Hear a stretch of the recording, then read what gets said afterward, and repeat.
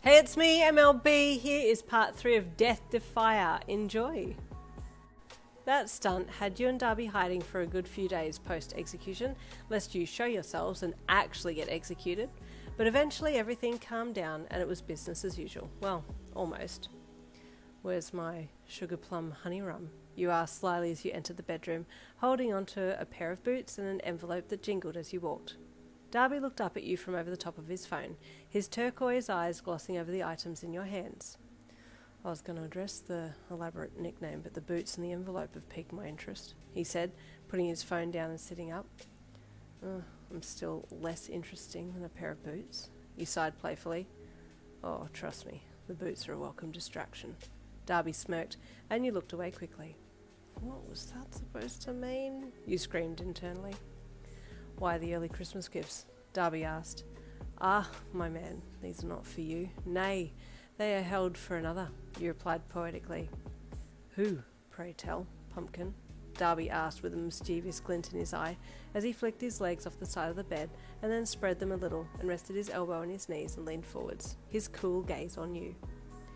Well, you know how we've been paying the lesser-known Addams family member a lot of attention lately? You asked as you sat down on your bed opposite his, the envelope jingling invitingly.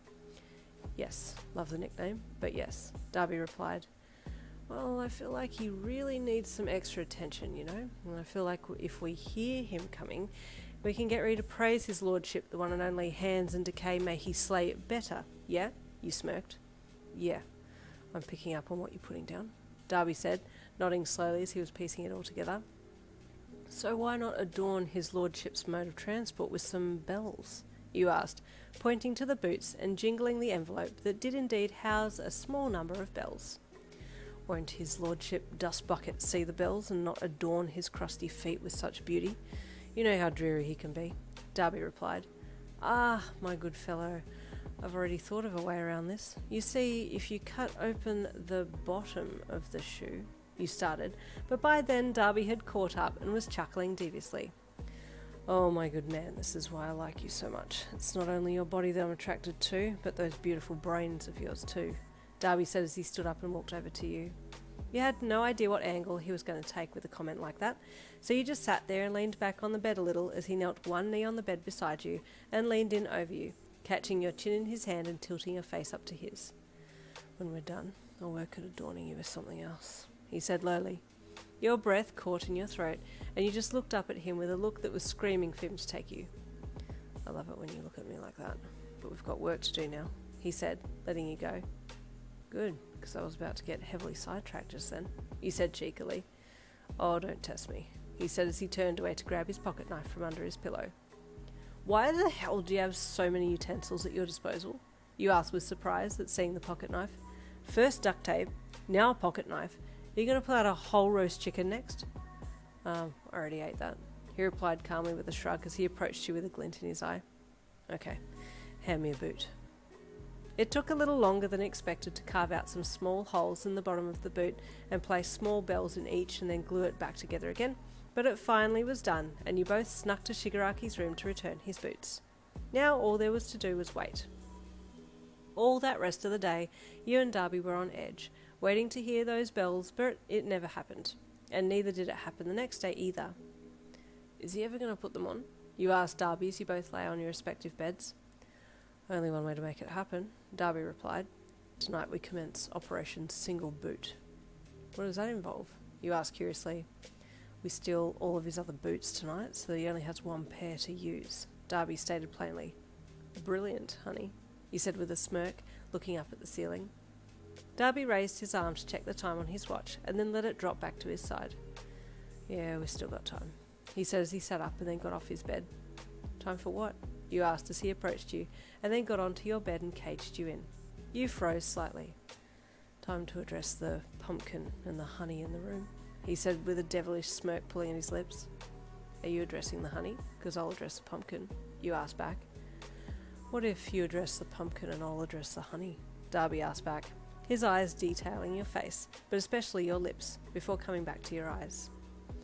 Let's just stop beating around the vegetable garden and get to the point, you said with an eerily calm sound in your voice, ready to tackle this conversation. You know I want you, right? Dabi said lowly. Well, I do now, he replied. It's a good thing that I'm gay, otherwise we'd have some problems. Dabi let a small huff of amusement out of his nose and glanced at your lips again. What would you say, Pumpkin, if I were to ask you to roll with me? He asked slowly. I'd say I'd already been rolling with you since day one, but I guess now this makes it official, he replied. Dabi smirked again and lowered his head a little closer to yours. You glanced down at his parted lips, with yours instinctively mimicking his. There was nothing left to say now that you let your lips and tongues do the rest of the conversing. Those next few hours flew by, as you chatted with your bodies, intertwined together on your bed until late in the afternoon. But once you had both said your pieces, you got up to continue on with the night and the plan. Dinner was first on the agenda list, so after another hearty meal, you then waited for the right time to strike. Shigaraki went to bed at a decent hour, so in no time he was out like a light, and you and your bae could pinch his other shoes and boots quite easily so that your plan could be put in place.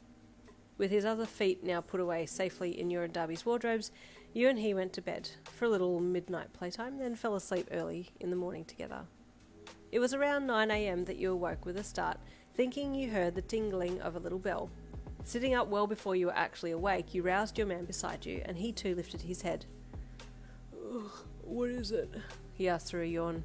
Shh, you hushed him, hearing the bells again. Oh, shh, I think he's got them on, you whispered urgently as you smacked Dabi on the side.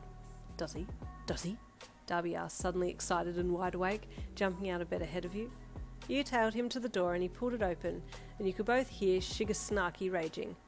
Where are they? You heard him yell, his yell being followed by the pretty tinkling of bells.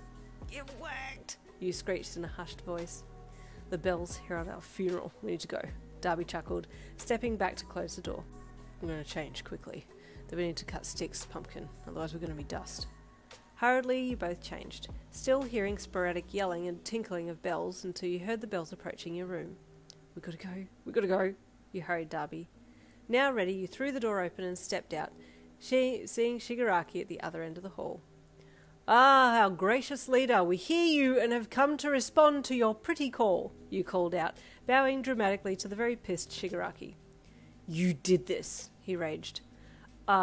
Correction, we both did this, Dabi corrected from behind you. You're dead, Shigaraki hissed, starting at a run towards you, but his threat was dramatically lessened by the fact that his boots were jingling so prettily it reminded you of aggressive sleigh bells. Jingle bells, you started singing in a panicked voice as you and Dabi turned and bolted in the opposite direction. Jingle all the way! Oh, what fun it is to run away from death today! Hey! Dabi was ahead of you and howled with laughter at your song, but Shigaraki was still screaming threats at you, most of them being drowned out by the sound of bells and your and Dabi's laughter. It's beginning to sound a lot like Christmas! You yelled as you tailed Dabi out of the back door of the place. If we survive this, I'll give you myself for Christmas, Dabi called to you. But you already did that last night, you called back. Oh, it's Christmas then, he replied, both of you disappearing off down the street as Shigaraki stopped at the doorway of the League hideout, yelling that if you ever came back, you'd both be reduced to dust. Absolute and utter chaos, these two. The final part 4, will be up next week. I'll see you then.